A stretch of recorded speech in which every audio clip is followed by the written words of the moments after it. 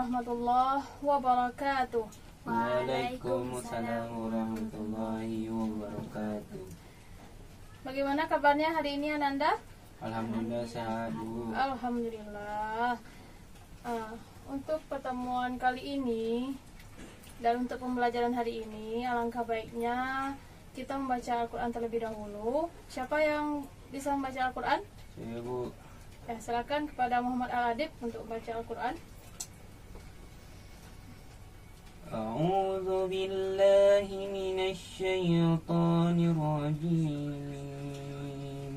Bismillahirrahmanirrahim. Alif Lam Mim. Zalikal kitabu la raiba fihi. Hudan lil muttaqin. الذين يؤمنون بالغيب ويقيمون الصلاة ومما رزقناهم ينفقون والذين يؤمنون بما أنزل إليك وما أنزل من قبلك وبالآخرة هم يوقنون أولئك على هدى من ربهم وأولئك هم المفلحون صدق الله العظيم. Shadaqallahul azim. Baiklah, mudah-mudahan dengan pembacaan Al-Quran tadi, pembelajaran kita hari ini dilancarkan oleh Allah dan diberkahi oleh Allah. Amin, amin ya rabbal alamin. Baiklah, untuk pertama Ibu akan mengabsen terlebih dahulu.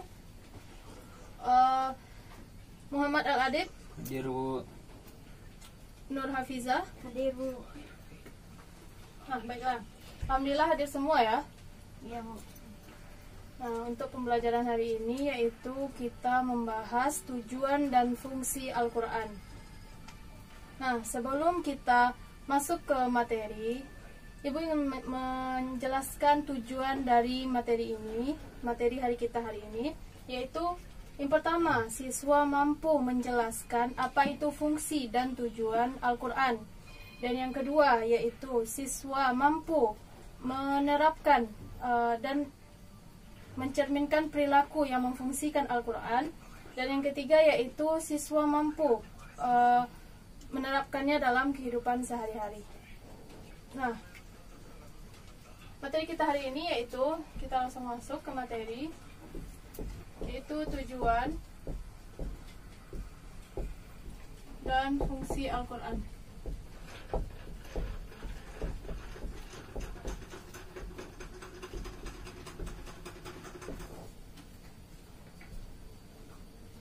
Tujuan fungsi Al-Quran.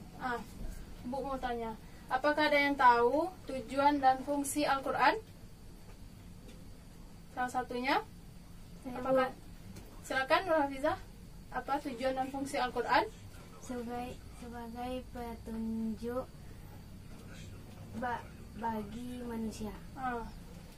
Betul, sebagai petunjuk bagi manusia. Yang pertama yaitu sebagai petunjuk bagi manusia.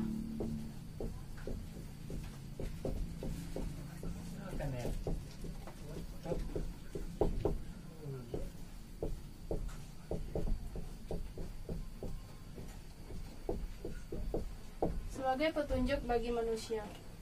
Nah, sebelum Ibu menjelaskan maksud dari sebagai petunjuk bagi manusia, coba Ananda buka Al-Quran Surat Al-Baqarah ayat 2.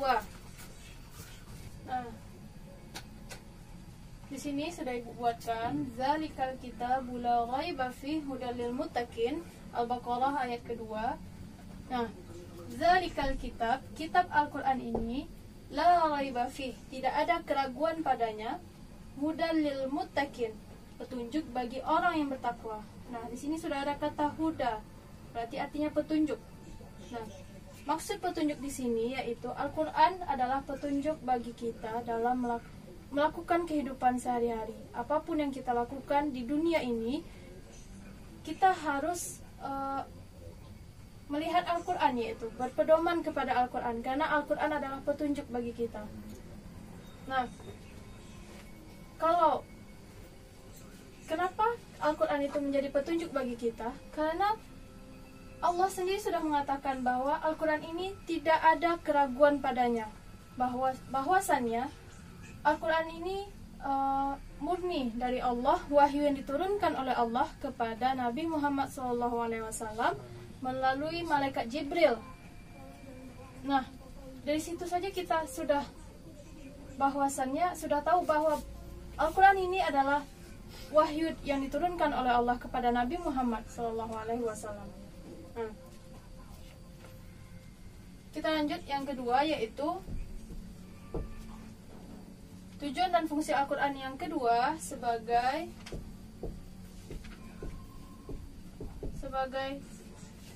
sumber pokok ajaran Islam.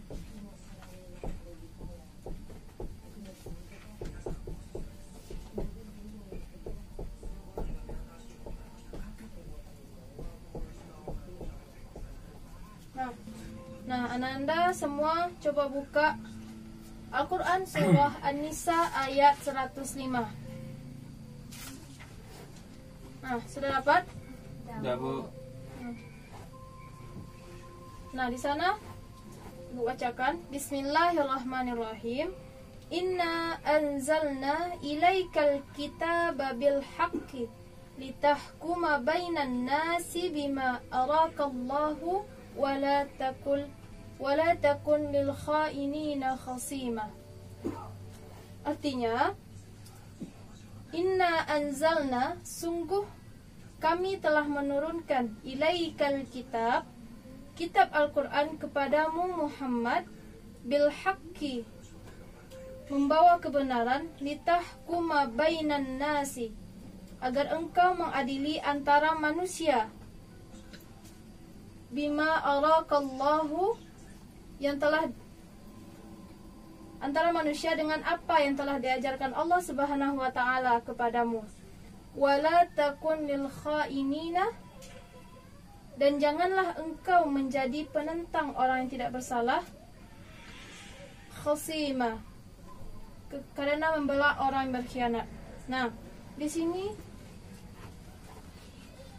sumber pokok ajaran Islamnya, maksudnya di sini yaitu bil haqqi litahkuma bainan nas, yaitu membawa kebenaran agar engkau mengadili antara manusia dengan apa yang telah diajarkan oleh Allah kepadamu Muhammad SAW.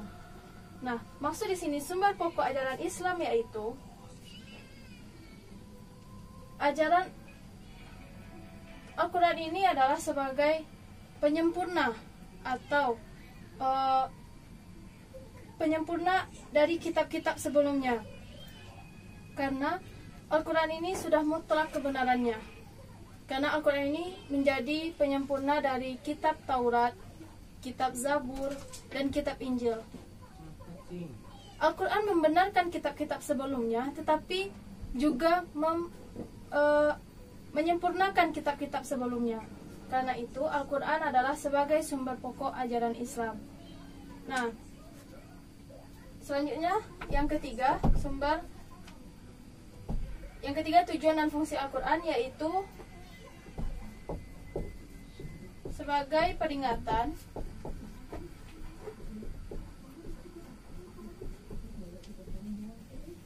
dan pelajaran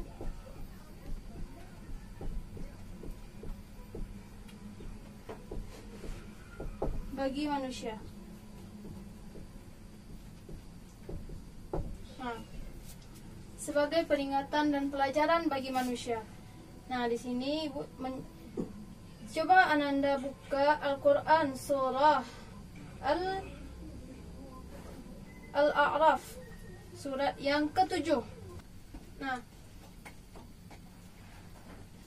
sudah dibuka Al-Quran surah Al-A'raf ayat 2. Nah, Ibu bacakan. Kitabun unzila ilaik. Inilah kitab yang diturunkan kepadamu Muhammad sallallahu alaihi wasallam. Fala yakum fi sadrik. Maka janganlah engkau sesak dada karenanya. Harajun minhu litunzira bihi. Agar engkau memberi peringatan dengan kitab itu, wa zikra lil mu'minin, dan pelajaran dan menjadi pelajaran bagi orang yang beriman. Nah, di sini sudah dijelaskan juga bagaimana peringatan dan pelajaran bagi orang-orang yang beriman. Al-Quran di sini yaitu juga menjelaskan bagaimana kisah-kisah para sahabat terdahulu, kisah-kisah orang mukminin, dan bukan saja orang-orang saleh, tetapi juga orang-orang yang berbuat maksiat, yang juga melakukan yang dilarang oleh Allah Subhanahu wa taala. Nah, dari kisah-kisah tersebut kita bisa menjadi peringatan dan pelajaran bagi kita bahwasannya apapun yang kita lakukan, baik di dunia, perbuatan baik akan dibalas oleh Allah dengan pahala, sedangkan perbuatan yang dilarang oleh Allah maka akan diberi azab oleh Allah Subhanahu wa taala. Nah, semua yang kita lakukan di dunia ini akan ada balasan nantinya di akhirat. Jadi, apapun yang kita lakukan di dunia ini, jangan pernah menganggap Allah itu tidak ada. Bahwa kita melakukan ini tidak ada tanggung jawabnya gitu, pertanggungjawabannya nanti. Jangan kita mengatakan seperti itu, karena apapun yang kita lakukan di dunia ini pasti ada pertanggungjawabannya. Nah, dari sampai penjelasan Ibu ini, apakah ada pertanyaan? Enggak, Bu. Semangat lah, semangat dong. Apakah ada pertanyaan? Enggak, Bu. Masya Allah. Nah, baiklah,